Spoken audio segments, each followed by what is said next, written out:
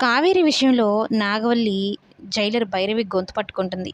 చంపేశాను, చంపిచ్చేశాను అని ఆ రోజు అన్ని కథలు చెప్పావు కదా! ఫారిన్ టూర్‌లు, ట్రిప్పులన్నీ తిరిగేసొచ్చి నన్ను మోసం చేస్తావా అంటూ గొంతు పట్టుకున్న విషయం తెలిసిందే.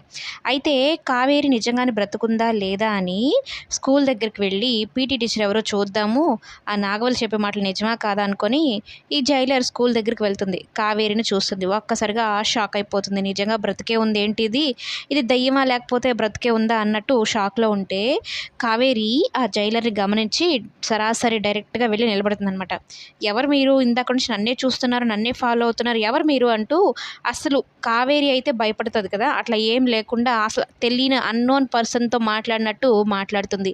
"నువ్వు పిల్లల్ని ఎత్తుకోపోయే కిడ్నాపర్‌వా ఏంటి? ఇలా తిరుగుతూ ఉన్నావు" అంటే, "లేదు మేడం, నేను మా బేటా కోసం వచ్చాను" అంటే, "నీ వాయిస్ ఏమో ముదురుగా ఉంది. బేటా అంటున్నావు. నీకు ఎల్‌కేజీ చదివే కొడుకున్నాడంటున్నావు. ఏంటిది?" అంటే, "లేదు లేదు మనవడు" అన్నట్టు చెప్తుంది. అయితే కావేరి ఎక్కడ జైలర్‌కి దొరకకుండా, భయపడకుండా అస్సలు కావేరికి ఈ జైలర్ భైరవికి ముందు పరిచయం లేదు అన్నట్టుగానే బిహేవ్ చేస్తుందనమాట. మరోవైపు ఈ దేవాకి షాకుల మీద షాకులు ఇవ్వడం మొదలుపెట్టాడు బాలరాజు. తను చేస్తున్న స్మగ్లింగ్ దందానంతా ఒక ఫోన్ కాల్‌తో చేసి అందరికీ తెలిసేలాగా చేస్తాడనమాట మీడియాకి.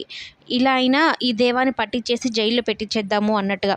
ఇప్పుడేమో ఏకంగా ఒక గిఫ్ట్ బాక్స్ వచ్చింది అంటే, ఆ గిఫ్ట్ బాక్స్‌లో బొకే పంపిస్తాడు. అసలు ఎవరు చేస్తున్నారు? ఎవరో అజ్ఞాత వ్యక్తి అని అంటున్నారు. నా విషయాలన్నీ తెలిసిన ఆ అజ్ఞాత వ్యక్తి ఎవరు? బాలరాజా ఏంటి అన్నట్టు భయపడిపోతూ ఉంటాడు.